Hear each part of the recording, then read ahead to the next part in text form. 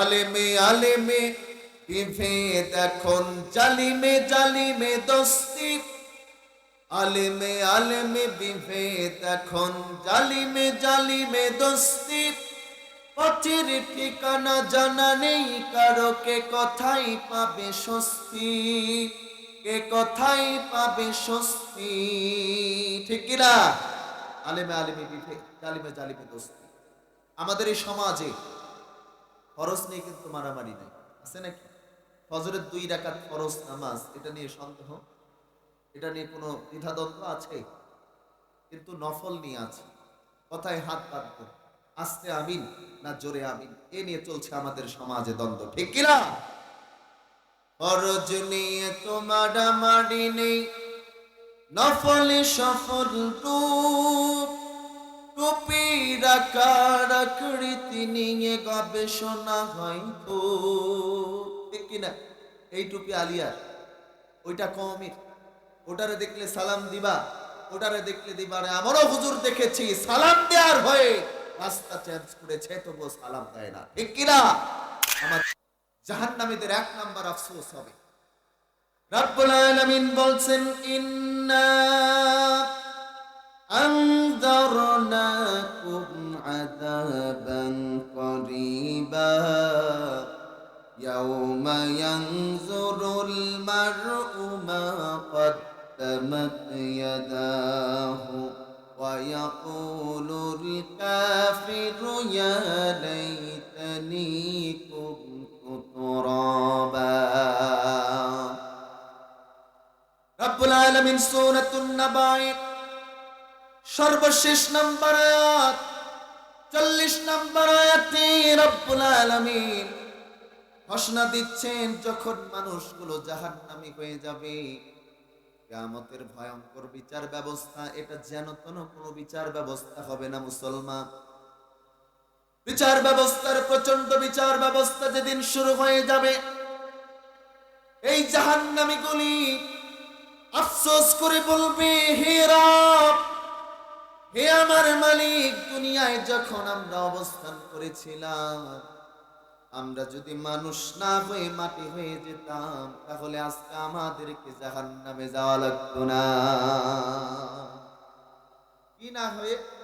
মানুষ না হয়ে কি হতাম?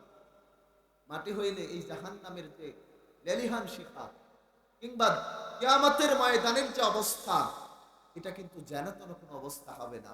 আমার প্রিয় ভাইয়েরা, কিয়ামত যা হবে, এটা আপনি বিশ্বাস করেন কিংবা নাই বা করেন, কিন্তু রব্বুল আলামিন কিয়ামত যা হবে এর আলামত মাঝে মধ্যে আমাদেরকে জানিয়ে দিচ্ছেন। দেখবেন আপনার আমার সমাজে গত কিছুদিন আগে ভূমিকম্প হয়েছে কি হয় নাই? এটা কিয়ামতের আলামত। কিয়ামতের আগে ভূমিকম্প হবে, ঠিক কিনা? কিয়ামতের আগে ভূমিকম্প হয়, জমিনটাকে নাড়িয়ে দেবে। আপনি আমি মনে করছি এটা বুঝি আল্লাহর পক্ষ থেকে দেয়া একটা নিয়ামত। নিয়ামত না গজব? এটা রব্বে কারীমের পক্ষ থেকে দেয়া একটা গজব। আপনি মনে করছেন এই গজব বুঝি আল্লাহ এমনি দেয়?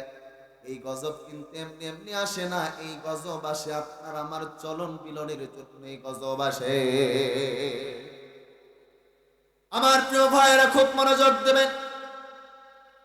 বিশ্বনবী মুহাম্মদুর রাসূলুল্লাহ সাল্লাল্লাহু আলাইহি ওয়াসাল্লাম বলছেন, ওই সমাজের মধ্যে বেশি বেশি, ওই দেশের মধ্যে ভূমিকম্প বেশি বেশি হয় যেই দেশের রাষ্ট্রের সম্পদকে ব্যক্তিগত সম্পদ মনে করা হয়, ওই দেশে আল্লাহ তাআলা মাঝে মধ্যে ভূমিকম্প দেয়।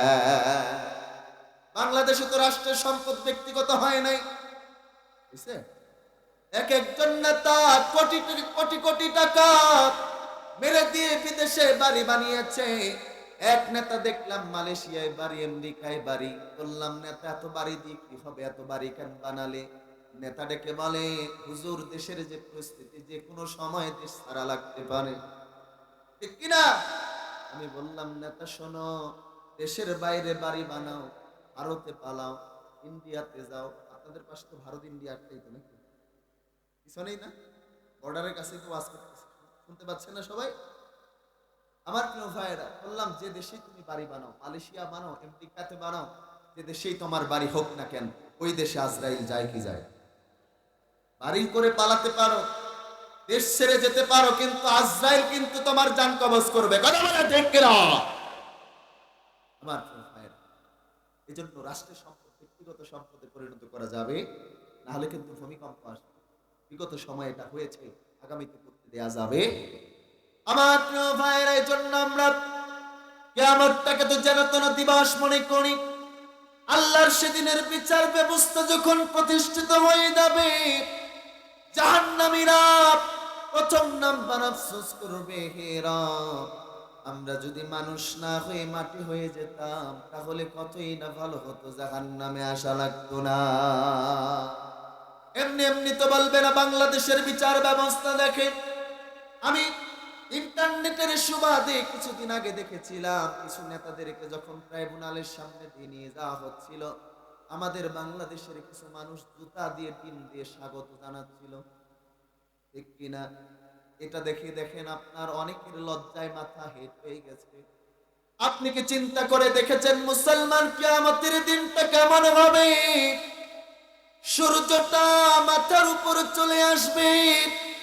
বিশ্বনবী মুহাম্মদুর রাসূলুল্লাহ সাল্লাল্লাহু আলাইহি ওয়াসাল্লাম বলছেন, কেউ যদি কিয়ামতটাকে চাক্ষুষ দেখতে চায়, কিয়ামতটাকে যদি বর্ণনাটা যদি দেখতে চায়, তাহলে সে যেন সূরাতুল ইনফিতর পড়ে। কোন সূরা? রব্বুল আলামিন এখানে বর্ণনা করছেন, ইজাস সামাউ ফাতারাত। আপনার আমার মাথার উপর যে নীল আকাশ দেখতে পাওয়া যায়, এই নীল আকাশ কিয়ামতের আগে রব্বুল আলামিন বলছেন, ইজাস সামাউ ফাতারাত, আকাশটা ফেটে খানখান হয়ে যাবে, জমিনের মধ্যে পড়ে যাবে। আপনি কি চিন্তা করে দেখেছেন মুসলমান কোন সেই আকাশ? আজকের সামান্য একটা সামিয়ানা বানাতে চারদিকে কতগুলি খুঁটি দেওয়া লেগেছে। বলেন না মুসলমান, দিনাজপুরের মুসলমান, আমার আল্লাহ যে নীল আসমানটা বানিয়েছেন, এই নীল আকাশের কথাও কি কোনোদিন খুঁটি দেখেছেন? কথাও কি কোনোদিন খুঁটি দেখলেন না? রব্বুল আলামিন স্তরে স্তরে 7টা আসমান বানিয়েছেন। বলেন কয়টা আসমান বানিয়েছেন? কয়টা আসমান বলেন তো? বিশ্বনবীকে সাহাবায়ে কেরামগণ জিজ্ঞেস করলেন, ইয়া রাসূলুল্লাহ, একটা আসমান আরেকটা আসমানের থেকে ছোট না বড়? আপনারা বলেন ছোট না বড়? বিশ্বনবী বললেন, হাতের আংটিটা খুলে যদি তুমি মরুভূমির মধ্যে ফেলে দাও, ওই মরুভূমির তুলনায় আংটিটা ছোট না বড়? আল্লাহ পাক রব্বুল আলামিনের প্রিয় হাবিব বললেন, প্রথম আসমানটাকে যদি সেরকম খুলে নিয়ে দ্বিতীয় আসমানের মধ্যে ফেলে দেওয়া হয়, আংটিটা যেমন মরুভূমির তুলনায় ছোট, প্রথম আসমানটাও দ্বিতীয় আসমানের কাছে ততটাই ছোট। সুবহানাল্লাহ বলতে পারলেন না? তার মানে আমার প্রিয় ভাইরা, ইজাস সামাউ ফাতারাত, আকাশটা ফেটে খানখান হয়ে যাবে। এরপরে রব্বুল আলামিন বলছেন, ওয়া ইদাল কাওয়াকিবু ইনতাসারাত, আসমানের মধ্যে যে আপনারা তারকারাজিগুলো দেখতে পান, এই তারকারাজিগুলি খুলে খুলে জমিনের মধ্যে পড়ে যাবে। তারকারাজিগুলো কি হবে? আকাশ থেকে ঝরঝর করে পড়বে। এটা কিয়ামতের দৃশ্য। আপনি কি চিন্তা করছেন আমার প্রিয় ভাইরা? শুধু তাই হবে না, ওয়া ইদাল বিহারু ফুজ্জিরাত, আপনি যে সমুদ্রের পানিগুলো দেখতে পান, আপনাদের এলাকার নামটা কি যেন ভাই? এলাকার নামটা কি? আই হাই। এটা আবার কেমন? আই হাই না? আই হাই। এই এলাকায় যদি কোনো বাড়িতে যদি কোনোদিন আগুন লাগে, বলেন আগুন লাগলে নিভান কি দিয়ে? পানি দিয়ে নিভাই না? আল্লাহ পাক রব্বুল আলামিন বলছেন, কিয়ামতের আগে যেদিন সিংহায় ফুৎকার দেওয়া হবে, ওয়া ইদাল বিহারু ফুজ্জিরাত, ওই দিন সমুদ্রের যে পানিগুলি আছে, এই সমুদ্রের পানির মধ্যে আগুন লেগে যাবে। কোথায় পানি লাগবে? আপনি কি চিন্তা করে দেখেছেন মুসলমান, যে পানি দিয়ে আগুন নিবান, ওই পানির মধ্যে যদি আগুন লেগে যায়, পালাবার জায়গা কোথায়? কিয়ামতটা কত কঠিন হবে।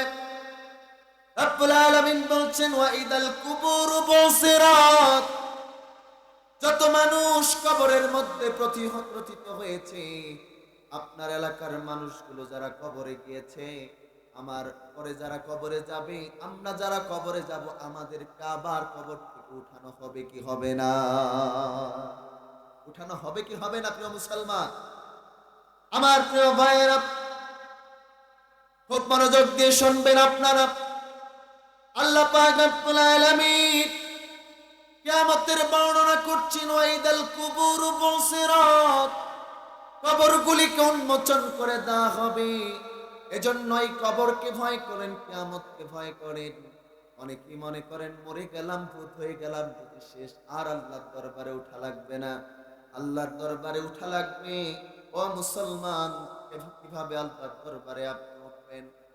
যেদিন কবর থেকে উঠানো হবে, পরনে কোনো কাপড় থাকবে না, জুতা থাকবে না, উলঙ্গ অবস্থায় রব্বে কারীমের দরবারে দাঁড়ানো লাগবে।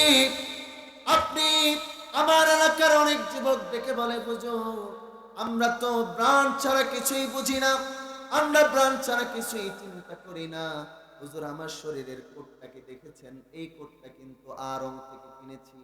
যুবকটা শুনতেছে, এই কোটটা কিন্তু আমি আড়ং থেকে কিনেছি। আমার পরনের পাঞ্জাবিটা কিন্তু অমুক শোরুম থেকে কিনেছি। আমি ফ্যাশনেবল জিনিস ছাড়া কিছুই বুঝি না হুজুর, আমার অমুক ছাড়া কিছু চলে না। আমার জুতাগুলো বাটা এফেক্স ছাড়া আমি কিনি না। আমি যুবককে ডেকে বলে, ও যুবক, তুমি যে বলো আমি ব্র্যান্ড ছাড়া কিছু বুঝি না, ব্র্যান্ড ছাড়া কিছুই চিন্তা করি না, একটাবার কি চিন্তা করে দেখেছো যুবক, তুমি কোন ব্র্যান্ড থেকে সৃষ্টি হয়েছো? তুমি কোন ব্র্যান্ড থেকে সৃষ্টি হয়েছো? যুবক মনোযোগ দিয়ে কানগুলোকে খরগোশের মতো খাড়া করে দাও, একটু চিন্তা করো। গভীর রাতে মা বাবা, আল্লাহ পাক রব্বুল আলামিনের হুকুমের মধ্য দিয়ে দুজনের মধ্যে মিলন হয়েছে। বাবার বীর্য, মায়ের ডিম্বাণু থেকে তোমার আমার সৃষ্টি করা হয়েছে। যেই পানিটা শরীর থেকে যদি বের হয়ে যায়, নামাজ পড়া যায় না, গোসল করা ফরজ হয়ে যায়। নাপাক এক পানি থেকে তোমাকে আমাকে সৃষ্টি করা হয়েছে যুবক। এই নাপাক পানি থেকে সৃষ্টি হয়ে তুমি শুধু বলো, হুজুর প্রাণ ছাড়া কিছুই বুঝি না, হুজুর আরঙ্গের জামা ছাড়া পড়ি না, ঘড়িটা দেখেছেন রোলেক্সের ঘড়ি ছাড়া পড়ি না হুজুর। আমি চিন্তা করে তোমাকে একটু বললাম, তুমি যে সৃষ্টি হয়েছো নেহাতি নাপাক পানি থেকে, আল্লাহ তাআলা তোমাকে আমাকে সৃষ্টি করেছেন। কথা বলেন ঠিক কিনা? নাপাক পানি, সামান্য এক নাপাক পানি থেকে আল্লাহ তাআলা সৃষ্টি করেছেন। এই নাপাক পানি থেকে সৃষ্টি হয়ে যুবকের মহড়া, তাকব্বুরি শেষ নাই, যেন এলাকাটা তার খেয়ে ফেলবে। কথা বলেন ঠিক কিনা? কি এক নাপাক পানি থেকে সৃষ্টি না? আবার যখন মরে গেলেন, এই ব্র্যান্ডের কাপড় ছাড়া পরেন না, পুরুষ হলে 3টা সাদা কাপড় পেঁচা চকলেটের মতো মুড়ায়া কবরের মধ্যে, ঠিক কিনা? আমার প্রিয় যুবক মায়ের একটু মনোযোগ দাও। কবর থেকে উলঙ্গ অবস্থায় রব্বুল আলামিন তুলবেন। মায়েশা রাদিয়াল্লাহু তাআলা আনহা বলছেন, ইয়া রাসূলুল্লাহ, আমরা তো নারী, আমরা তো মহিলা মানুষ, আমাদের কি লজ্জা হবে না ইয়া রাসূলুল্লাহ? আল্লাহ রাসূল সাল্লাল্লাহু আলাইহি ওয়াসাল্লাম বললেন, ও আয়েশা, তুমি লজ্জার কথা চিন্তা করো, কি হবে এই লজ্জায় তুমি চিন্তা করছো, এই চিন্তার সুযোগ থাকবে না। কিয়ামতটা এত বেশি কঠিন হয়ে যাবে, কিয়ামতের ময়দানটা এত বেশি কঠিন হয়ে যাবে, মানুষগুলি কিয়ামতের দৃশ্য যখন অবলোকন করবে, এই মানুষগুলো আর মানুষের কথা চিন্তা করা বাদ দিয়ে এই মানুষগুলো ইয়া নাফসি করবে, নিজের কথা ছাড়া অন্যদের কথা চিন্তাও করতে পারবে না। কিয়ামতের ময়দানটা কত কঠিন! আপনি দুনিয়ার বুকে আপনার আমার আপনজন মা বাবা কতটা ভালোবাসেন, কতটা আদর করেন, যত্ন করেন। এই মা বাবাই যখন দুনিয়ার বুকে দেখবেন, লালন পালন যখন আপনাকে আমাকে করবেন, একটু যদি আঘাত লাগে, একটু যদি কষ্ট হয়, অসুখ বিসুখ হলে মা বাবার পেরেশানির দূর থাকে না। মা বাবা যেভাবেই হোক সন্তানটাকে সুস্থ করে, ঠিক কিনা? কিন্তু কিয়ামতের ময়দান যেদিন প্রতিষ্ঠিত হয়ে যাবে, যে মা বাবা এত ভালোবাসে, যে ভাই যে বোন এত বেশি ভালোবাসে, সেই ভাই বোন কিয়ামতের ময়দানে আপনাকে আমাকে দেখে কিয়ামতের ময়দানে পলায়ন করবে। পলায়ন করুক, কি একটা অবস্থা হবে আপনাকে আমাকে দেখে যে মা বাবা ভালোবাসত। এজন্য কিয়ামতটা যেন কোনো দিন হবে না, কিয়ামতের দিনটা মারাত্মক কঠিন একটা পরিস্থিতি হবে।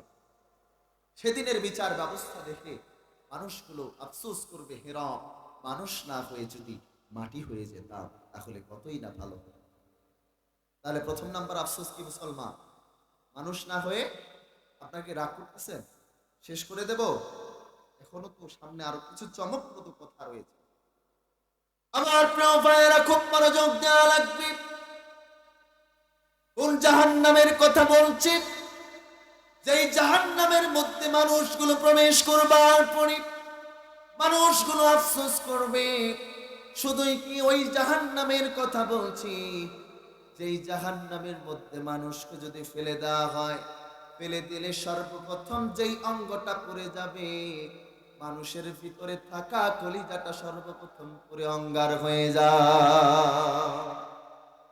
শুধু কি তাই হবে নাকি মুসলমানেরা? জাহান্নামের মধ্যে প্রবেশ করে মানুষগুলো ডেকে বলবে, হেরা খাবার দেন, খিদা পেয়েছে, খেতে দেন। আমার আল্লাহ পাক রব্বুল আলামিন এমন একটা কাঁটাযুক্ত খাবার ফল খেতে দেবেন, যে ফলটার নাম হলো জাক্কুম ফল। এই ফলটা যদি আপনি মুখের ভিতরে ঢোকান, জাহান্নামী যারা হবে মুখের ভিতরে ঢোকায় গলার ভিতর যখন চলে যাবে, গলা থেকে নিচেও যাবে না, উপরের দিকেও যাবে না। আপনার আমার বাড়িতে যদি দেখেন সামান্য মাছ দিয়ে যদি খেতে বসি, মাছের কাঁটাটা যদি গলায় লেগে যায় বড় কষ্ট লাগে কি লাগে না? কিন্তু জাহান্নামীদের গলার মধ্যে শয়তানের মাথার মতো কাঁটা যুক্ত একটা ফল খেতে দেওয়া হবে। এটা নিচেও যাবে না, উপরের দিকেও বের হবে না। এই মানুষগুলো চিৎকার মেরে ডেকে বলবে, আল্লাহ জাহান্নামের আগুন সহ্য হয় না, জাহান্নাম সহ্য হয় না, হয় মেরে দেন, না হয় এখান থেকে একবার বের করে আনেন। কিন্তু সেদিন মরণ নাই, বের করারও কোনো সুযোগ না। আছে নাকি বলে? আমার প্রিয় ভাইয়েরা, মানুষগুলো পিপাসায় অস্থির হয়ে যাবে। মানুষগুলো বলবে, আল্লাহ পানি খেতে চাই। এমন প্রচন্ড গরম পানি সেদিন জাহান্নামের মধ্যে দেয়া হবে, খাওয়া তো দূরের কথা, এই জাহান্নামের পানির এত উত্তপ্ত, এত টকবগে, এটা পানি মুখে দেওয়ার আগে আপনার পেটের নাড়ি ভুঁড়িগুলি আগে ঝলসে যাবে। আমার প্রিয় ভাইয়ের, এই জন্য জাহান্নামটা যেন তেন কোনো বিষয়বস্তু হবে না। এই জাহান্নামটাকে ভয় করা লাগবে, এই জাহান্নামের আগুনটাকে ভয় করা লাগবে। এই জাহান্নামে যাবার পরে তার মানে মানুষদের সর্বপ্রথম যে আফসোস হবে, হে রব আমরা যদি মানুষ না হয়ে মাটি হয়ে যেতাম তাহলে কতই না ভালো হতো। কয়টা আফসোস বলেছি বলেন? তার মধ্যে কয়টা বলা হলো? একটা বলা, দুইটা তো বলি নাই, একটা বলেছি। কয়টা বলেছি? 2 নাম্বার বলবো। রব্বুল আলামিন সূরাতুল ফজর 23 নম্বর আয়াতে বলছেন, ওয়াজিআ ইয়াউমা ইযিন বিজাহান্নামা ইয়াউমা ইযিন ইয়াতাযাক্কারুল ইনসানু ওয়া আন্না লাহু যিকরা। 2 নম্বরে জাহান্নামীরা আফসোস করবে। জাহান্নামীরা জাহান্নামের মধ্যে প্রবেশ করার পরে আফসোস করে বলবে, হে রব দুনিয়ার বুকে মহাগ্রন্থ আল কোরআন তুমি আমাদের উপর দিয়েছিলা, এই কোরআনটাকে যদি মেনে নিতাম, এই কোরআনের পক্ষে যদি থাকতাম, এই কোরআনটা যদি মানতে পারতাম, তাহলে আজকে জাহান্নামে আসা লাগতো না। কি মানতাম যদি? কোরআন। আপনারা কোরআন মানে? আমরা তো কোরআনকে যেভাবে মানা দরকার ছিল সেভাবে মানি না। কোরআনটাকে আমরা এমন ভাবে তৈরি করে ফেলেছি, আমার সমাজের অনেক মানুষ মনে করে যদি মানুষ মরে যায় 3 দিন পর এই কোরআন পড়া লাগবে, ঠিক কিনা অনেকেই মনে করে 40 দিন পর মানুষের পাশে বসে কোরআন করব, এজন্য কি কোরআন এসেছে নাকি বলেন? আমার প্রিয় ভাইরা, এই কোরআন এসেছে, এই কোরআন জীবন্ত মানুষের জন্য, এই কোরআন মৃত মানুষের জন্য আসে নাই। এই কোরআন মানুষ, এই সমাজটাকে হেদায়েত দেওয়ার জন্য এসেছে। এই কোরআন অসুস্থ সমাজটাকে সুস্থ করবার জন্য এসেছে। আপনি এই কোরআন, কোন কোরআনের কথা বলছি? এই কোরআনটা কেমন জীবন্ত কিতাব! এই কোরআন সম্পর্কে আল্লাহ পাক রব্বুল আলামিন নিজেই কোরআনের মধ্যে ঘোষণা দিয়েছেন। আবার মায়েশা রাদিয়াল্লাহু তাআলা আনহাকে জিজ্ঞেস করা হলো, ও মায়েশা, রাসূলুল্লাহর চরিত্র কেমন বলেন না? মায়েশা বললেন, তোমরা কি কোরআনকে দেখো না? ইন্নাকা লা আলা খুলুকিন আযীম, এই কোরআনটাই তোমাদের রাসূলের চরিত্র। রাসূলুল্লাহর আরেকজন স্ত্রী উম্মে সালমা রাদিয়াল্লাহু তাআলা আনহা বলছেন, আমার রাসূল যখন রাস্তা দিয়ে হেঁটে যেতেন, আমার রাসূল যখন রাস্তা দিয়ে চলতেন, আমার রাসূলুল্লাহ রাস্তা দিয়ে হাঁটাটা দেখলে যেন মনে হতো জীবন্ত কোরআনটা যেন রাস্তা দিয়ে হেঁটে যায়। সুবহানাল্লাহ বলেন একটু জোরে জোরে। তার মানে কোরআন জীবন্ত না মৃত? বলেন না কেন, জীবন্ত না মৃত? আচ্ছা, আপনি যদি এই কোরআনকে প্রশ্ন করেন, কোরআন তোমার বাড়ি কই, উত্তর দিবে কিনা বলেন? আপনি যদি বলেন কোরআন তোমার বাড়ি কই, কোরআন স্পষ্ট ভাষায়, কোরআনের ভাষায় উত্তর দিবে। সুবহানাল্লাহ বলে। আমরা যদি প্রশ্ন করি কোরআন তোমার বাড়ি কই, কোরআন তার ভাষায় বলছে, বাল হুয়া কুরআনুন মাজিদুন ফি লাওহিন মাহফুজ।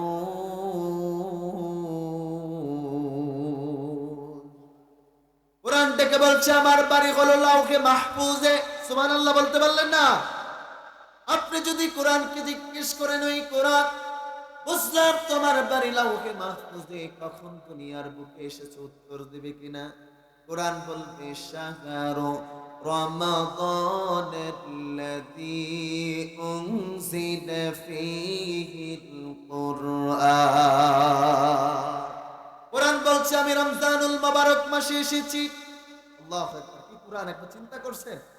আপনি যদি কোরআনকে প্রশ্ন করেন, ওই কোরআন, বুঝলাম তোমার বাড়ি লাওহে মাহফুজে, তুমি দুনিয়ার বুকে রমজান মাসে এসেছো, বলো না রমজানের কোন সময় এসেছো, এটাও বলবে কিনা? কোরআন তার ভাষায় বলছে, ইন্না আনজালনাহু ফি লাইলাতিল কদর। কোরআন বলছে আমি লাইলাতুল কদরের রজনীতে এই দুনিয়ার বুকে প্রতিষ্ঠিত হয়েছি। সুবহানাল্লাহ! কি কিংবদন্তি আল কোরআন! আল্লাহু আকবার! এই কোরআনকে যা বলবেন, তাফসীরে ইবনে কাসিরের মধ্যে এসেছে যে আপনি আপনার চেহারাটাকে যদি কোরআনের সামনে দাঁড় করান, আয়নাতে যেমন নিজের চেহারা দেখা যায়, কোরআনেও আপনার চেহারা দেখা যাবে। তাহলে জীবন্ত না মৃত কোরআন? আমরা বললাম কোরআন তুমি রমজানে এসেছো, লাইলাতুল কদরের রজনীতে এসেছো, কি জন্য তুমি আসলে? তোমার মিশন কি? তোমার ভিশন কি? কি জন্য এসেছো? এটা উত্তর দিবে কে দিবে না? কোরআন বলছে, হুদাল লিন্নাসি ওয়া বাইয়িনাতিন মিনাল হুদা ওয়াল ফুরকান। কোরআন বলছে আমি মানুষের হেদায়েতের জন্য এসেছি, সত্য মিথ্যার পার্থক্য করবার জন্য এসেছি। সুবহানাল্লাহ বলেন না? তার মানে এই কোরআন জীবন্ত কোরআন, এই কোরআন সত্য মিথ্যার পার্থক্য করতে এসেছে। সুবহানাল্লাহ! তার মানে আমার প্রিয় ভাইরা, এই কোরআন জীবন্ত কিংবদন্তি যদি হয়ে থাকে, যদি বোঝেন, তাহলে আমরা আমাদের জীবন্ত সন্তানদেরকে কোরআনের শিক্ষা দিতে চাই, ঠিক কিনা? দ্বীনের শিক্ষা সন্তানদেরকে দিতে হবে কি হবে না? দেওয়ার দরকার অবশ্যই আছে। আমার প্রিয় ভাইরা, সন্তানকে যদি দ্বীনের শিক্ষা দেন, এই সন্তানটা আপনার আমার জীবনে আশীর্বাদ হবে, ঠিক কিনা? আপনারা মনে করছেন এই হুজুর আসছে শুধু হাফেজ বানাবে আর মসজিদের ইমামতি করবে, আমার সন্তান না। আপনার সন্তান কোরআনের হাফেজ হবে, আপনার সন্তান ডাক্তার হবে, ঠিক কিনা? আপনার সন্তান কোরআনের হাফেজ হবে, আলেম হবে, ইঞ্জিনিয়ার হবে, এমপি হবে, প্রধানমন্ত্রী আপনার সন্তান হবে। কথা বলেন ঠিক কিনা? আমার প্রিয় ভাইরা, আলুর ভর্তা পান্তা ভাত খাইছেন তোমরা? খাইছেন না? খেয়েছেন আপনারা? হুজুর আমাদেরকে ঠেকায় যদি পহেলা বৈশাখ আসে আমরা আলুর ভর্তা পান্তা ভাত খাই, ঠিক কিনা? আমি শুধু আপনাদেরকে বলতে চাই, আলুর ভর্তা পান্তা ভাত খেয়ে দিনাজপুর শহরে ভালো কোনো রেস্টুরেন্টে আপনি খেতে গেছেন, সেখানে গিয়ে যত ভালো খাবার খেয়েছেন, মুরব্বীরা উত্তর দেন, ভিতর থেকে একটা গ্যাস ভেতর আসে কি আসে না? দেখবেন সকাল বেলার আলুর ভর্তা পান্তা ভাতেরই গ্যাস জানান দেয় যে তুমি যতই কিছু খাও না কেন, তুমি কিন্তু আলুর ভর্তা পান্তা ভাত খেয়েছো। ঠিক কিনা? আমি কি ভুল বললাম? এটা কিন্তু গ্যাস আসে। এই উদাহরণটা কেন দিলাম জানেন? মুসলমান আপনার সন্তানকে দ্বীনের শিক্ষা দেন, ইসলামের শিক্ষা দেন, কোরআনের শিক্ষা দেন। এটা যদি দ্বীনের শিক্ষা অর্জন করতে পারে, এটা যদি এমপি হয়, তার কাছে ব্রিজের বাজেট আসে। ঠিক কিনা? যখন ব্রিজটা নির্মাণ করবে, তখন যদি সে চিন্তা করে টাকার লোভে পড়ে যে আমি কয়েকটা রডের বদলে বাঁশ দেব, রডের বদলে বাঁশ দিই, কিন্তু ওই যে আলুর ভর্তা যেমন আপনারা জানান দেয়, তুমি কিন্তু আলুর ভর্তা পান্তা ভাত খেয়েছো, ইন দ্য মেন টাইম সেটি দিনের ছাত্র, তার মাঝে একটা ঢেকুরের মতো জানান দেয় তোমার দ্বারা রডের বদলে বাঁশ দেওয়া সম্ভব না, কারণ তুমি কোরআনের ছাত্র ছিলা। কথা বলেন ঠিক কিনা? কোরআন যদি থাকে, অন্যায়কারী হবে না। ঠিক কিনা? দিনাজপুরের বুকে একবার একজন ডিসি আসলেন। সেই ডিসি আলেম ওলামাদেরকে ডাকলেন। আমি সেই মজলিসে ছিলাম। একজন হুজুরকে বললেন, হুজুর আপনি বলেন তো কোরআন সুন্নাহ থেকে কিছু কথা। তো ডিসি সাহেব যখন বললেন, একজন হুজুর দাঁড়ালেন, বলতে শুরু করলেন। ইন দা মেন টাইম হুজুর এক জায়গায় ভুল করে বসলেন। ডিসি সাহেব কন্টাক্ট দিয়ে বললেন, হুজুর আপনি যে আয়াত তেলাওয়াত করেছেন এটা ভুল হয়েছে। মারহাবা কইতে পারলেন না? বাস্তব জলজন্ত উদাহরণ দিচ্ছি। একজন ডিসি ভুল ধরতেছে কার? আমরা তার ব্যাকগ্রাউন্ড চেক করে দেখলাম এই ডিসি সাহেব একজন মাদ্রাসা পড়ুয়া ছাত্র। তার মানে ইন্সপায়ার করলাম যুবক, মুরব্বী চাচারা যারা মাদ্রাসায় পড়ে তারা ডিসি হতে পারে। ঠিক কিনা? বাংলাদেশের প্রত্যেকটা সেক্টরে যেতে পারবে। যে সন্তানদেরকে সর্বপ্রথম দ্বীনের শিক্ষা দেয়া, এটা রবেরও হুকুম। ঠিক কিনা? রব্বুল আলামিন কোরআন যেদিন নাজিল করলেন, সর্বপ্রথম সূরাতুল আলাকের 5টি আয়াত নাজিল করলেন। রব্বুল আলামিন বললেন, ইকরা বিসমি রাব্বিকা। প্রভু, আপনার প্রভুর করেন গো নবী, আপনার প্রভুর নামে যিনি আপনাকে সৃষ্টি করেছেন। তার মানে আমার রাসূলকে সর্বপ্রথম কোরআনের শিক্ষা নিতে বলেছেন। তার মানে আমাদেরকেও কোরআনের শিক্ষা নেওয়ার দরকার আছে না? না, যদি না নেন তাহলে দেখবেন আপনার আমার আফসোস হবে ওই জাহান্নামীর মতো। জাহান্নামে যাওয়ার পরে আফসোস করা লাগবে। এটা কি আমরা করতে চাই? তার মানে জাহান্নামীদের 2 নাম্বার আফসোস কি? আমরা যদি কোরআন মানতাম, আমরা যদি কোরআন শিখতাম, আমরা যদি সন্তানদেরকে কোরআন শিখাইতাম, তাহলে জাহান্নামে আসা লাগতো। 3 নাম্বার বলবো না শেষ করে দেব? চলবে চলবে? রব্বুল আলামিন সূরাতুল ফজর 24 নম্বর আয়াতে বলছেন, ইয়াকুলু ইয়া লাইতানি কদ্দামতু লিহায়াতি।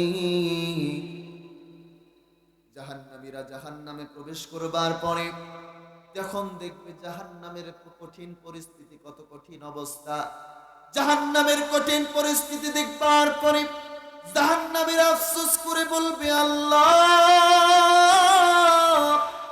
দুনিয়াতে যখন আমাদেরকে হায়াতি জিন্দেগি দেওয়া হয়েছিল, যে সময়টুকু আমাদেরকে দেওয়া হয়েছিল, এই সময়টাকে যদি কাজে লাগাতাম তাহলে জাহান্নামে আসা লাগতো না। কিটারে কাজে লাগাইতাম? বলেন কিটারে কাজে লাগাইতাম? আমার প্রিয় ভাইয়েরা, সময়টাকে কাজে লাগাতে হবে। আমরা তো সময়টাকে কাজে লাগাতে পারি না। আমার প্রিয় ভাইয়েরা, খেলাই খেলাই জীবনটা কাটিয়ে দেই। অনেক যুবক মায়েরা আছে, যুবকদেরকে যদি বলি, যুবক মসজিদের মাইকে আজান হয়, এই তো সময় দাও না মসজিদে গিয়ে নামাজ পড়ো।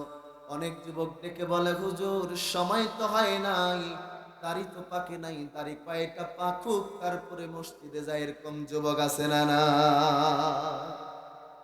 আমার প্রিয় ভাইয়েরা, আপনার দাড়ি পাকবে, এতদিন পর্যন্ত বেঁচে থাকতে পারবেন, এই কথা যদি গ্যারান্টি সহকারে একজন বলতে পারেন, কারণ তো আপনারে দেখতে চাই, বলতে পারবেন? আমার প্রিয় যুবক ভাইরা, তুমি তো বলো। আমাকে একদিন এক যুবক ডেকে বলছে, হুজুর গতকাল রাত্রি 12টার সময় আমার বন্ধুর সাথে, একদম যুবক আমার বন্ধুটা, 12টার সময় দাঁড়িয়ে একসাথে চা খেলাম, কিন্তু রাত্রিবেলা রাত 1টার সময় বাড়িতে যাওয়ার পর তার প্রচন্ড বুকের ব্যথা উঠেছে। সকাল হতে হতে শুনলাম আমার বন্ধু দুনিয়ার সফর শেষ করে দিয়েছে। শোনেন না এরকম? আপনারাই তো বলেন, লোকটা তো দেখে আসলাম বাজারে, রাত্রিবেলা হঠাৎ বুকের ব্যথা থেকেই দুনিয়া থেকে বিদায়। ঠিক কিনা? এখন যে অসুস্থতা বের হয়েছে মুসলমান, হার্ট অ্যাটাক, স্ট্রোক, হয় না? মুসলমান হয় না? এই অসুখ বিসুখের মধ্যে দিয়ে কখন চলে যাবা, জীবনে যতটুকু সময় পেয়েছো এই সময়টাকে কাজে লাগাতে হবে। ঠিক কিনা? আমার প্রিয় যুবক ভাইয়ের, এই সময়টা কাজে লাগাতে না পারলে তোমার আমার জন্য কঠিনতম অবস্থা কিয়ামতের ময়দানে অপেক্ষা করছে। বিশ্ব নবী বলছেন, কিয়ামতের ময়দানে 5টা প্রশ্নের উত্তর না দিয়ে সামনে এগোতে দেয়া হবে না। বলেন তো কয়টা প্রশ্নের উত্তর? তার মধ্যে প্রধানতম যে প্রশ্নটা হবে, যুবককে ডেকে বলবে, মুরব্বীকেও ডেকে বলবে, ও যুবক, ও মুরব্বী, তুমি তোমার যৌবনের সময়টা কোন কাজে ব্যবহার করেছো? ভালো করেছো না মন্দ করেছো? এই বিষয়ে কিয়ামতের ময়দানে জিজ্ঞাসা করা হবে। আপনার আমার জীবনের মধ্যে পাপের অভাব নাই, এই পাপ মোচন করা লাগবে। কিন্তু আমাদের জীবনে কোনো অনুতপ্ততা নাই, চিন্তা নাই, কবরে যাওয়া লাগবে। অথচ 2025 সাল শেষ হয়ে যাবে, 26 সাল আগমন করবে। ইন দা মিন টাইম আমার সমাজের যুবকেরা সময়টাকে কাজে না লাগাইয়াও দেখবেন 31 নামক রাত একটা পালন করে না? ধুম্মা চলে গান বাজায়, গান বাজনা করে, আনন্দ উল্লাস করে, হই হুল্লোড় করে সময়টা কাটিয়ে দেয়। আমি বলতে চাই, আল্লাহ যদি আপনারে একটা নির্দিষ্ট হায়াত দিয়ে পাঠিয়েছেন, ধরেন 60 বছরের হায়াত, এই হায়াত থেকে যদি এই 25-26 বছর, যদি 25টা বছর চলে যায়, বয়স বাড়লো না কমলো, তার মানে আপনার পাটা অলরেডি কবরের দিকে যাচ্ছে। একজন কবরস্থ যাওয়া যুবক, একজন কবরস্থ যাওয়া মানুষ কেমনে গান বাজনা দিয়ে আনন্দ উল্লাস করতে পারে? ও যুবক, তুমি যদি বুঝতা, তোমার বিবেকে যদি শয়তান প্রস্তাব করে না দেয়, তাহলে তুমি কোনোদিন গান বাজনা করতে পারতা না। ঠিক কিনা বলেন? এই দিনটাতে 31 নাইট, অর্থাৎ 25 থেকে নতুন বছর যখন 26 আসবে, এলাকায় অনেক গান বাজনা হবে কি হবে না? এটা কেন করে? আপনার জীবন থেকে বছর চলে যাচ্ছে, বরঞ্চ এই চিন্তা করা দরকার, আমার জীবন থেকে একটা বছর চলে গেল, আমি অন্যায় করেছি, পাপ করেছি, নামাজ বাদ দিয়েছি, আল্লাহর কাছে কি জবাব দেব? এই টেনশন করলে তো আল্লাহর দরবারে তাহাজ্জুদে আপনি আমি সিজদায় লুটিয়ে পড়তাম। ঠিক কিনা? এজন্য আমার প্রিয় যুবক ভাইয়েরা, সময়টা কাজে লাগানো লাগবে। জাহান্নামীদের 3 নাম্বার আফসোস হবে, এরা জাহান্নামের জন্য আসলাম, যদি দুনিয়ার বুকে সময়টাকে কাজে লাগাতে পারতাম। দুনিয়ার বুকে সময়টাকে কাজে লাগাতে না পেরে আরো কতটা কঠিনতম অবস্থা আপনি আমি পার করেছি, কতটা কঠিনতম অবস্থা দেখেছি। একটাবার কি চিন্তা করে দেখেছেন মুসলমান? একটাবার কি ভেবে দেখেছেন মুসলমান? আমরা অনেক যুবক ডেকে বলে, হুজুর, আমাদের দুনিয়ার সময় যে পার করেছি, তওবা করতে পারি নাই, আমরা যে অন্যায় করেছি, আমার আল্লাহ মাফ করবেন কি করবেন না? আমার আল্লাহ মাফ করবে কি করবে না? করবে কি না? আপনি যে পাপ করেছেন, অন্যায় করেছেন, এর মাফ আছে কি নাই? কিন্তু এটা তওবার মতো তওবা, সিনসিয়ার তওবা হতে হবে। রব্বুল আলামিন বলছেন, ইয়া আইয়ুহাল্লাযীনা আমানু তুবু ইলাল্লাহি তাওবাতান নাসুহা।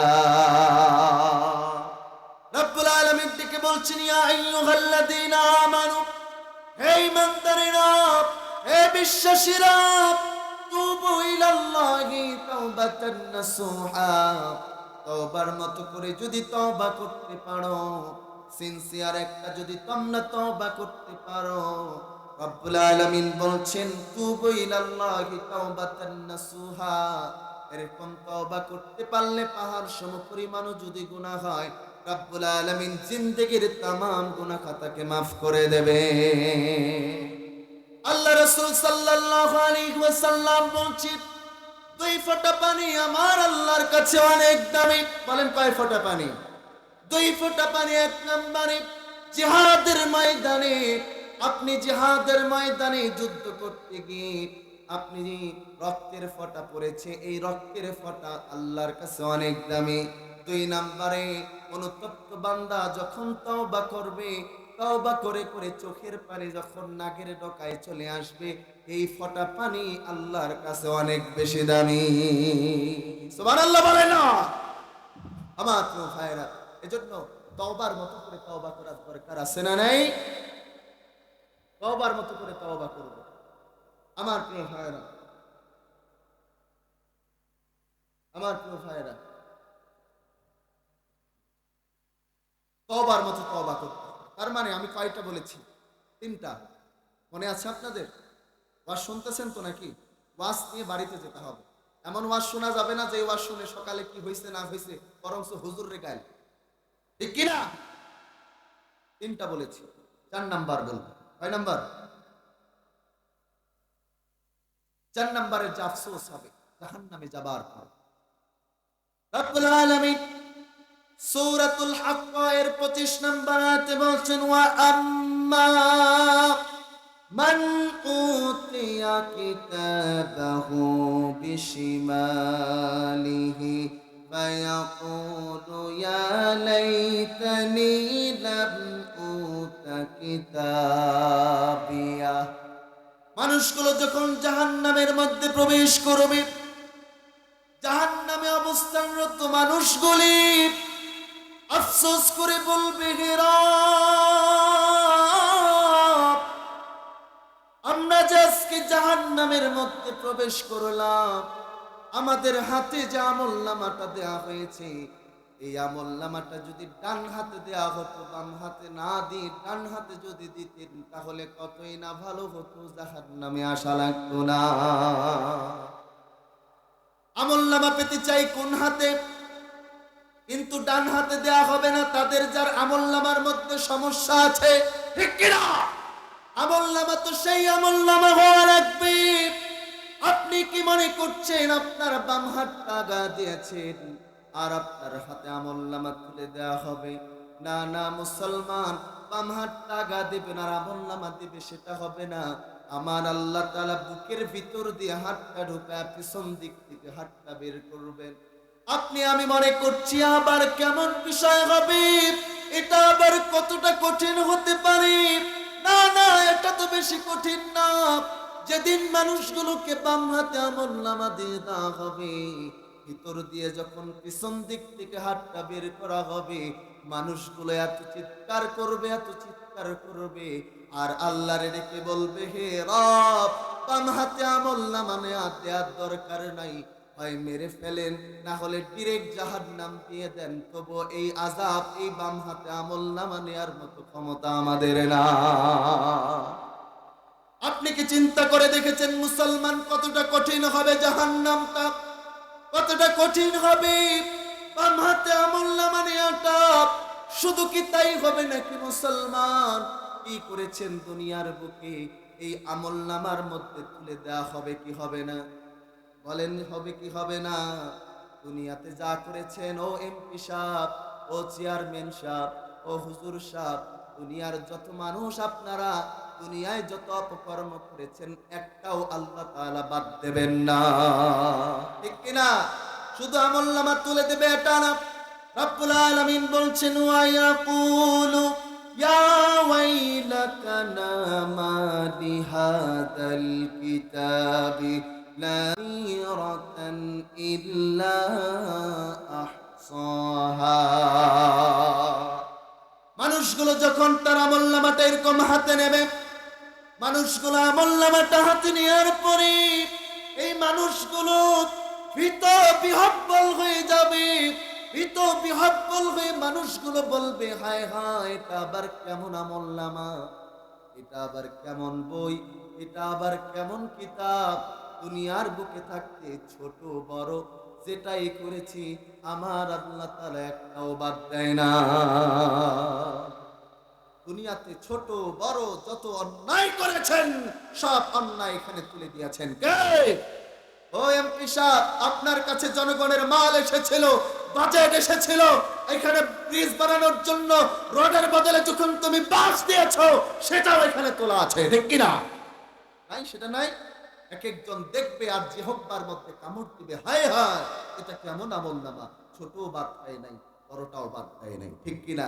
আপনি কি মনে করছেন আপনার ওই নেতার মতো নাকি দুনিয়াতে অন্যায় করবেন বারবার ছেড়ে দেওয়া হবে? আমার আল্লাহ কিন্তু সেরকম বিচার ব্যবস্থা সেদিন করবেন না। সেদিনের বিচার ব্যবস্থাটা হবে পুঙ্খানুপুঙ্খু, কারো প্রতি আল্লাহ পাক রব্বুল আলামিন সামান্যও জুলুম করবেন না, ঠিক কিনা? আপনার বাবা 50 বছর আগে মরে গেছে, 50 বছর ধরে যদি আপনার বাবার বিচার ব্যবস্থায় বাংলাদেশে হয়, আল্লামা সাইদিকে যে ইনজেকশন পুশ করে মারা হয়েছে এর বিচার জনগণ করেই ছাড়বে, কথা বলেন ঠিক কিনা?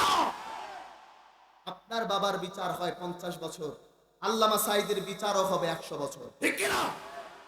তোমরা যেখানেই থাকো, আল্লামা সাইদি বলেছে যদি এ দেশের পালা পরিবর্তন হয় ইঁদুরের গর্তও খুঁজে পাবে না, কথা বলেন ঠিক কিনা? রাগ করতেছেন আপনারা? খারাপ লাগতেছে আপনাদের? ভয় পাচ্ছেন? এখন আর ভয়ের দিন আছে? তখনও আমরা স্টেজে কথা বলেছি, আমার নামে পর্যন্ত মামলা হয়েছে। তো মামলা দিয়ে কি করবা? আমরা মামলা, হামলা, হুমকি ভয় করি। ভয় করি কাকে? আমার প্রিয় ভাইয়েরা, তার মানে আমার আল্লাহ তাআলা বিচার ব্যবস্থা প্রতিষ্ঠিত করবেন। আমলনামা তুলে দেওয়া হবে, দেখা যাবে 100 বস্তা ধান চুরির মামলা আমলনামায় আছে না নাই? সব এখানে তুলে দেওয়া হবে। এজন্য মানুষগুলো জাহান্নামীকে আফসোস করবে, আল্লাহ যদি আমাদের ডান হাতে আমলনামা দেওয়া হতো কতই না ভালো। এবারে 6 নাম্বার, আপনারা কি মনোযোগ দিয়েছেন? শ্রোতারা কি অ্যাক্টিভ?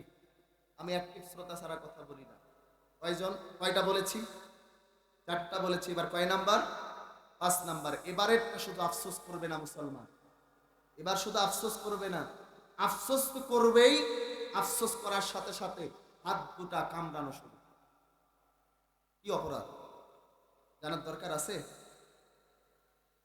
রব্বুল আলামিন সূরাতুল ফুরকানের 27 নম্বর আয়াতে বলছেন, ওয়া ইয়াউমা ইয়া'আদ্দুজ যালিমু আলা ইয়াদাইহি ইয়াকুলু ইয়া লাইতানি ইত্তাখাযতু মা'আর রাসূলি সাবিলা। আমার প্রিয় ভাইরা, তখন বলেছি মানুষগুলো অমুক বিষয়ে আফসোস করবে, ওটা কেন করি নাই, অমুকটা যদি হতো ভালো হতো। এবার মানুষগুলো জাহান্নামে যাবার পরে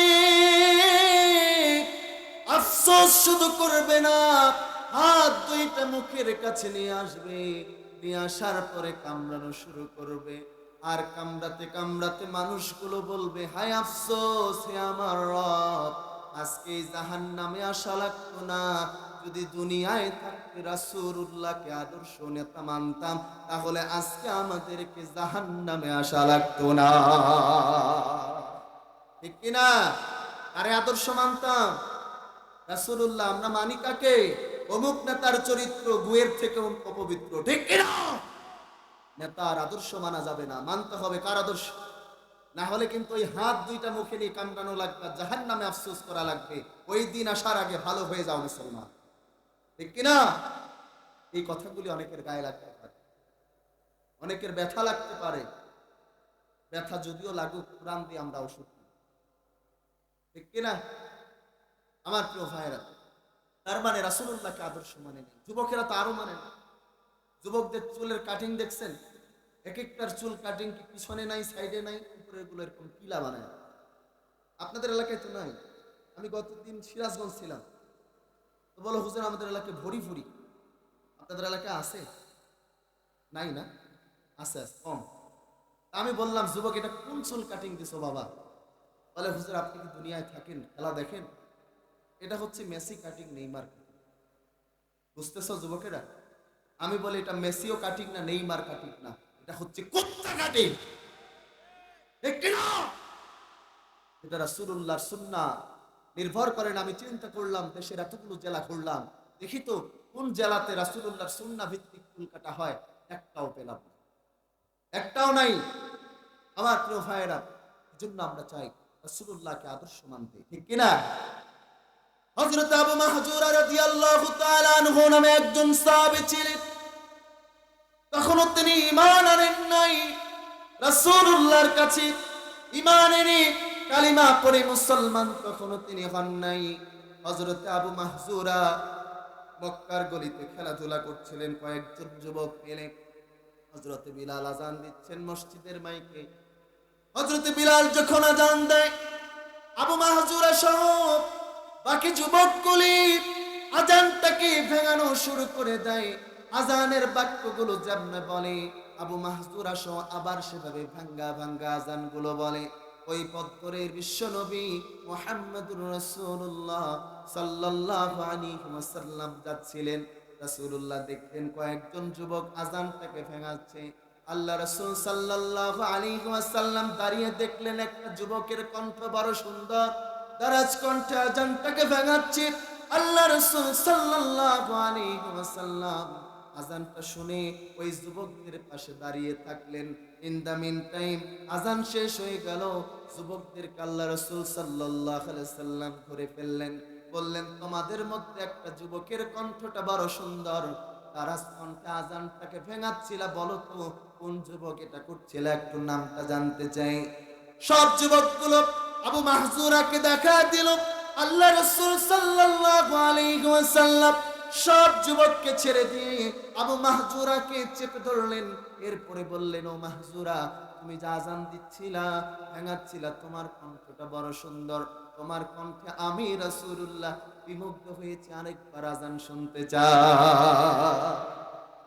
আবু মাহজুরা ডেকে বলে, ও মুহাম্মদ, আমি তো ঈমান আনি নাই, আমি তো মুসলমান নই, আমার তো আযানের বাক্যগুলো মুখস্থ নেই। আল্লাহ রাসূল সাল্লাল্লাহু আলাইহি ওয়াসাল্লাম আবু মাহজুরার মাথার উপর হাত রাখলেন, রেখে বললেন, ও আবু মাহজুরা, আমি আযান দেব, আমার সাথে তুমি আযান দিবা। সুবহানাল্লাহ বলতে পারলেন না? আমি শিখায়া দিব, তুমি আমার সাথে বলবা। সৌভাগ্য কত বেশি! সুবহানাল্লাহ, সুবহানাল্লাহ। আবু মাহজুরা রাদিয়াল্লাহু তাআলা আনহু বলছি, আল্লাহ রাসূল সাল্লাল্লাহু আলাইহি ওয়াসাল্লাম আমার মাথার উপর হাত রেখেছেন আর আমাকে আযানের বাক্যগুলো শিখিয়ে দিচ্ছেন। আমি আযানের বাক্যগুলি বলছি আর এক একটা বাক্য আর বলছিলাম। এতদিন আমার কাছে আযান শুনলে কষ্ট হতো, কিন্তু রাসূলুল্লাহ যখন আমার আযানের বাক্য শিখায় তখন যেন এক একটা বাক্য দিলে আসে লাগে আর সাথে সাথে যেন দিলটা জুড়ায়া যায়। আল্লাহ রাসূল সাল্লাল্লাহু আলাইহি ওয়াসাল্লাম আযান শেষ করলেন। আবু মাহজুরা রাদিয়াল্লাহু তাআলা আনহু রাসূলুল্লাহকে ডেকে বলছেন, ইয়া রাসূলুল্লাহ, এতদিন আপনার চেহারাটা দেখলে কষ্ট লাগতো, আপনার চেহারাটা দেখলে আমার রাগ এসে যেত। আল্লাহর রাসূল আজকে আযান শেখানোর পরে কি যে মায়া করেছেন, আপনার চেহারাটা দেখেই যেন মনে হয় আমি কালিমা পড়ে মুসলমান হয়ে যাই। আল্লাহ রাসূল সাল্লাল্লাহু আলাইহি সাল্লামের কাছে হাতে হাত রেখে মুসলমান হয়ে গেলেন। আবু মাহজুরা বললেন, ইয়া রাসূলুল্লাহ, আযান শিখায় শেষ করে দেবেন না, মসজিদুল হারামের মুয়াজ্জিন বানিয়ে দেন। আল্লাহ রাসূল মুয়াজ্জিন বানালেন। আবু মাহজুরা প্রচন্ড সুন্দর আযান দিতেন, হৃদয় জুড়িয়ে যেত। কিন্তু আবু মাহজুরার মাথার উপর বিশ্বনবী হাত রেখেছে, আপনাদের মনে আছে না নাই? আল্লাহ রাসূল তার মাথার উপর হাত রেখেছে। আবু মাহজুরা তার মাথার উপরে যেই জায়গায় যেই চুলের উপর আল্লাহ রাসূল হাত রেখেছিলেন, আবু মাহজুরা কানের চুল কাটে, পিছনের চুল কেটে ফেলে দেয়, কিন্তু যেই জায়গায় রাসূলুল্লাহর হাত পড়েছে এই জায়গার চুলটা কাটে না। সাহাবায়ে কেরামগণ ডেকে বলেন, ও মাহজুরা, এ কেমন চুল কাটিং দিয়েছো? বিটকুটে চুল কাটিং, পিছনে নাই, ডাইনে নাই, বাঁয়ে নাই, সামনের চুলটা বড় রেখেছো। ও মাহজুরা, এটা আবার কেমন চুল কাটিং? আবু মাহজুরা ডেকে বলে, ও আমার ভাইরা, তোমরা কি জানো, যেদিন আমাকে রাসূলুল্লাহ আযান শিক্ষা দিয়েছে, কালিমা পড়িয়েছে, সেদিন রাসূলুল্লাহ আমার এই চুলের জায়গায় হাত রেখেছিল। এই চুলটা এত দামি, যেই জায়গা রাসূলুল্লাহর হাতের ছোঁয়া লেগেছে আমি চিন্তা করেছি মরে যাব, তবু এই জায়গায় কোনোদিন খুর লাগাবো না, এই চুলগুলো নিয়ে আমি কবর পর্যন্ত যেতে চাই। তার মানে রাসূলুল্লাহর প্রতি ভালোবাসা কম না বেশি? এজন্য প্রিয় ভাইরা, রাসূলুল্লাহকে আদর্শ মানা রাখবে। রাসূলুল্লাহকে আদর্শ না মানলে জাহান্নামে গিয়ে হাতগুলো কামড়ানো লাগবে। আজকের পর থেকে সংক্ষিপ্ত করে বলে যাই, আমরা রাসূলুল্লাহকে আদর্শ মানতে চাই কি চাই না? কয়টা বলেছি? এরপরে 6 নাম্বার বলবো। এবারে এটাও সমাজের মানুষের দায়িত্ব লাগুক, ঠিক কিনা? লাগুক আমাদের সাথে। আমরা হক কথা বলা ছাড়বো? আমরা হকের পক্ষেই বলে যাব ইনশাআল্লাহ। 6 নম্বরে জাহান্নামীদের আফসোস হবে, ইয়া ওয়াইলাতা লাইতানি লাম আত্তাখিয ফুলানান খলিলা। জাহান্নামীরা জাহান্নামে যাবার পরে 6 নম্বরে যে আফসোসটা করবে জাহান্নামীরা, জাহান্নামে যাবার পরে বলবে, আল্লাহ দুনিয়ার বুকে যখন ছিলাম, এই দুনিয়ার বুকে থাকা অবস্থায় যদি ওই লোকটাকে বন্ধু না বানাতাম, ওরে যদি বন্ধু না বানাতাম, কোন আল্লাহওয়ালার যদি বন্ধু বানাতাম, তাহলে জাহান্নামে আসা লাগতো না। চোরের সাথে ঘুরলে চোর হবে, ডাকাতের সাথে ঘুরলে ডাকাত হবেন, চাঁদাবাজের সাথে ঘুরলে চাঁদাবাজ হবে, ঠিক কিনা? আমার প্রিয় ভাইরা, বন্ধু নির্বাচন করা লাগবে। ও মিয়া, একটা সিগারেট খাওয়া কাপড় যদি তুমি তোমার আলমারিতে রাখো, ওই আলমারির প্রত্যেকটা কাপড় গন্ধ হয়ে যায়। তুমি যদি একটা সুগন্ধি আতর দিয়া কাপড় যদি ওই আলমারির মধ্যে রাখো, আলমারির প্রত্যেকটা কাপড় সুগন্ধি হবে, কথা বলেন ঠিক কিনা? আমার প্রিয় ভাইরা, এজন্য বন্ধু নির্বাচন করতে হবে তারে, যারে দেখলে আল্লাহরে মনে হয়, আল্লাহর কথা মনে হয়, এমন ব্যক্তির বন্ধু বানানোর দরকার আছে না নাই? এমন ব্যক্তির নেতা বানানোর দরকার আছে না নাই? যদি বানাতে পারি, দুনিয়াও সফল, আখিরাতও সফল হবে, কথা বলেন ঠিক কিনা? আমি আপনারা একটু বলেন, বাস্তব চরম সত্য কথা, বাস্তব চরম সত্য কথা এটা, যেটা হচ্ছে দুনিয়াতে যদি আপনি আমি কোনো রাজনৈতিক কর্মী যদি দুনিয়াতে যদি বিপদে পড়ে যাই, নেতাকে ফোন দেই, নেতা বিপদে পড়েছি, বাঁচানো লাগবে, বলি না? বিপদে পড়েছি, বাঁচাতে হবে। নেতা তৎক্ষণাৎ লোকজন পাঠায় দিয়া, যেভাবে হোক, অন্যায় হোক অনাচার হোক, কর্মী অন্যায় করুক আর না করুক, ঠিক কিনা? বুঝতেছেন আপনারা? এই যে দুনিয়ায় যেমন আপনি বিপদে পড়লে নেতারে ফোন দেন, সূরাতুল ইব্রাহিমের মধ্যে আল্লাহ পাক রব্বুল আলামিন বলছেন, কোট করছেন, দুনিয়ার অবস্থা মনে হচ্ছে আয়াতটা আল্লাহ যেন বর্তমান দেখে নাযিল করেছে। কিয়ামতের ময়দানেও এমন কিছু করবি, বিপদে পড়ে যাবে। বিপদটা কি? যে জাহান্নাম। বিপদটা কি? জাহান্নামে চলে যাচ্ছে। এই জাহান্নামে যখন বড় বিপদ, বিপদ না? দুনিয়াতে যেমন নেতারে ফোন দিচ্ছে, কিয়ামতের ময়দানে নেতাকে খুঁজে বেড়াবে, নেতা কই, আজকে তো বাঁচা দরকার, ঠিক কিনা? আমি কিন্তু একটা কোরআনের বাইরে কথা বলছি না। ডেকে বলবে, কই নেতা কই? নেতাকে খুঁজতে খুঁজতে একটা পর্যায়ে নেতারে খুঁজে পাওয়া যায়। নেতার কাছে কি বিপদের কথা হাঁপাইতে হাঁপাইতে কি বলবে, নেতা দুনিয়ায় তো আপনি আমাদেরকে বহু উদ্ধার করেন নাই, অনেক বাঁচিয়েছেন, নেতা আজকে আমরা অলরেডি জাহান্নাম, এখান থেকে কিছু করা যায় না?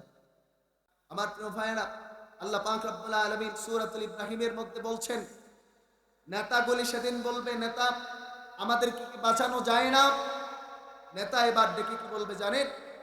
ক্বালু লাউ হাদানাল্লাহু লাহাদাইনাকুম সাওয়াউন আলাইনা আজআযি'না আম সাবারনা মা লানা মিন মাহিস। নেতারা এবার একে বলবে, কর্মী দুনিয়ার বুকে তো আমাদের হেদায়েত, দুনিয়ার বুকে আমাদের কি ছিল না? দুনিয়ার বুকে যদি হেদায়েত থাকতো তোদেরকে হেদায়েত দিতাম, আমাদেরই হেদায়েত ছিল না, তোদেরকে কি হেদায়েত দিতাম? আজকে তোদের যা দশা আমাদের উপর। চিন্তা করছেন একবার? মানে দুনিয়াতে তো বাঁচাই উদ্ধার করে দিচ্ছে, কিয়ামতের ময়দানে বলবে তোদের যা দশা আমাদেরও তা। এটা কি আমার বানানো কথা? কোরআন থেকে বলছি, তোদের তা দশা আমাদের তা দশা। এই কথা শুনলে কিন্তু কর্মীরা ছাড়বে না, এবার আল্লাহর কাছে নালিশ দেওয়া শুরু। কর্মীরা এবার মামলাদার, ও নেতা, ও নেতা, একটু কানগুলোকে খরগোশের মতো খাড়া করে দাও, তোমার বিরুদ্ধে তোমার কর্মীরা মামলা দায়ের করবে। ছেড়ে দেবে না। কি মামলা করবে জানেন? রব্বুল আলামিন বলছেন, ওয়াকালু রব্বানা ইন্না আতা'না সাদাতানা ওয়া কুবারা'না ফাআদাল্লুনা সাবিলা। আল্লাহর ডেকে বলবে, হে রব, হে আমাদের মনিব, আমরা যখন দুনিয়ার বুকে চলেছি এই নেতাদেরকে অনুসরণ করেছিলাম, এই নেতাবর্গ আমাদেরকে বিপদে পাঠিয়েছে, অন্যায় পথে পরিচালিত করেছে। আল্লাহ, এই নেতারাই আমাদেরকে পথভ্রষ্ট করে অন্য পথে নিয়ে গেছে। আপনার বিরুদ্ধে মামলা করতেছে, এই নেতাই আমারে বিপদে পাঠাইছে, পথভ্রষ্ট করেছে। শুধু এটা বলেই শেষ করবে না, ওই যে বলছে, তোমাদের নেতারা বলছে না, তোমাদের যা দশা আমাদেরও তা দশা। এবার আল্লাহর কাছে দ্বিগুণ বিচার চাইবে। আল্লাহর কাছে দোয়া করবে। সূরাতুল আহজাবের 68 নম্বর আয়াত, রব্বুল আলামিন বলছেন, রব্বানা আতিহিম বি'ফাইনি মিনাল আযাবি ওয়াল আনহুম লা'নান কাবীরা। এই মানুষগুলি, জাহান্নামে যাওয়া কর্মীগুলি আল্লাহর দরবারে ডেকে বলবে, আল্লাহ, এই নেতাদেরকে আমরা দুনিয়ার বুকে মেনেছিলাম, যেহেতু এরাই আমাদেরকে পথভ্রষ্ট করেছে, আল্লাহ, এদের যা বিচার আমাদের যা বিচার এটা যেন সমান না হয়। লানান কাবীরা, আমাদের তুলনায় দ্বিগুণ শাস্তি আল্লাহ এদের জন্য হয়। কি হবে? দ্বিগুণ শাস্তি। ও নেতা, নিজেকে যারা বলো আমি এলাকার সব দাপট আমার, এলাকা আমার, সব আমার, খেয়ে ফেলবো, ওই নেতার 5 বার 7 বার পাতলা পায়খানা হয়েছে ডিরেক্ট দিনাজপুর মেডিকেল কলেজ হাসপাতাল, ঠিক কিনা? তখন মা কোনটা বউ কোনটা ওটাও খুঁজে পায় না। বলেন তো সকল ক্ষমতার মালিক কে? রব্বুল আলামিন বলছেন, ওয়াকাল্লাযী বিয়াদিহিল মুলকু ওয়া হুয়া আলা কুল্লি শাইইন কাদির। রব্বুল আলামিন থেকে বলছেন, সুমহান সেই সত্তা, যেই সত্তার হাতে সকল ক্ষমতা। বলেন, সকল ক্ষমতা কার হাতে? কার হাতে? তিনিই ক্ষমতার মালিক। তিনি চাইলে ক্ষমতার চেয়ার দেবেন, তিনি চাইলে থাপ্পড় মেরে ক্ষমতার চেয়ার থেকে না, ঠিক কিনা? যারা বলেছে 41 সাল থাকতে চাই, 45 মিনিট আগেও চিন্তা করে নাই ক্ষমতার চেয়ার ছাড়া লাগবে, ঠিক কিনা বলে? আমার প্রিয় ভাই, এটা আজীবনের জন্য, এই ক্ষমতার চেয়ারটা আজীবনের জন্য নয়, এটার আলা পরিবর্তন। বৈষম্য বিরোধী ছাত্র আন্দোলন করেছে পুরো বাংলাদেশ, এক কথায় এক পার্শ্বে চলে এসেছে। এই জবান খারাপ করছে, এটা যদি স্লেভ অফ টাং হয়ে যায়, এটাই আপনার দুনিয়া থেকে বিদায় করে, ঠিক কিনা? মুক্তিযোদ্ধাদের নাতিপুতিদেরকে চাকরি দেব, নাতে রাজাকারের নাতিপুতিদেরকে দেব? হ্যাঁ, এই কথা বলাও শেষ। ঢাকা ইউনিভার্সিটি থেকে শুরু করে সব জায়গায় তুমি কে আমি কে হয়েছে না? এজন্য এই জবানটা, থাকেন না আপনি ক্ষমতায় কিন্তু জনগণের কল্যাণ করেন, থাকেন আপনি ক্ষমতায় জনগণের কথা চিন্তা করেন, নিজের কথা চিন্তা বাদ দেন, তাহলে এই দুনিয়া আখিরাত দুটাই কল্যাণকর হবে। কথা বলেন ঠিক কিনা? আমার প্রিয় ভাইরা, আপনি কি স্বৈরাচার হয়েছে? স্বৈরাচারের নাম ছিল নমরুদ, স্বৈরাচারী করেছে, স্বৈরাচার হয়েছে, আল্লাহকে পর্যন্ত মাঝে মধ্যে তীর দিয়ে আল্লাহকে পর্যন্ত হত্যা করবার জন্য তীর নিক্ষেপ করত। আমার আল্লাহ তাআলা এই বকার মাত্রামে বোঝানোর জন্য মাছের রক্ত দিয়ে পাঠাই দিত, আল্লাহ মরছে নাউজুবিল্লাহ।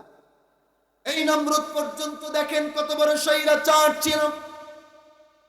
সে ইব্রাহিম আলাইহিস সালামকে ডেকে বললেন, ও ইব্রাহিম, তুমি কথা থেকে নতুন করে আরেকটা আল্লাহ পেলাম, আমি তো রব, আমি তো আল্লাহ।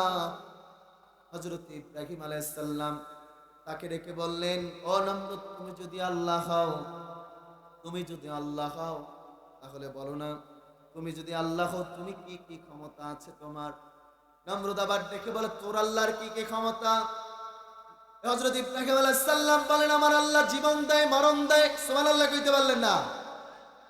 এই ইব্রাহিম আলাইহিস সালাম যখন বললেন, নমরুদ কি করলেন দেখেন, তার জেলখানা থেকে একটা কয়েদি বের করলেন। কয়েদি বের করে পেটের ভিতরে একটা ছুরি ঢুকায়া দিলেন, পৃথিবী থেকে বিদায় করে দিলেন। আরেকটা কয়েদি বের করে পেটের ভিতর ছুরি দিবে। ইন দা মিন টাইম বলল, যা তোর জীবন ভিক্ষা দিলাম। ইব্রাহিম, দেখছো, একটারে জীবন নিলাম, আরেকটারে জীবন দিলাম, আমিও আল্লাহ। যুক্তি দেখছেন শয়তানের? শয়তান ইব্রাহিম আলাইহিস সালাম বললেন, এত যদি রব হওয়ার শখ তোর, এতই যদি রব হতে চাস, আমার আল্লাহ পাক রব্বুল আলামিন পূর্ব দিক থেকে সূর্য ওঠায়, তুই যদি রব হয়ে থাকিস তাহলে আজকে থেকে পশ্চিম দিক থেকে সূর্য উঠানো লাগবে। পারবে? এবার তো আটকে গেছে। নমরুদ ইব্রাহিম আলাইহিস সালাম অগ্নিকুণ্ডে ঢুকায় দিয়েছে। না পারলেই জেলে ভর্তি, ঠিক কিনা? তোমার সাথে মিলে নেই তার মানে তোমার সাথে কথা নাই, ডিরেক্ট জেল, ঠিক কিনা? আমার প্রিয় ভাই, এজন্য আমাদের এই দুনিয়ার জীবন সুন্দর করে সাজাতে গুছাতে হবে। আমি কয় নাম্বার বলেছি বলেন?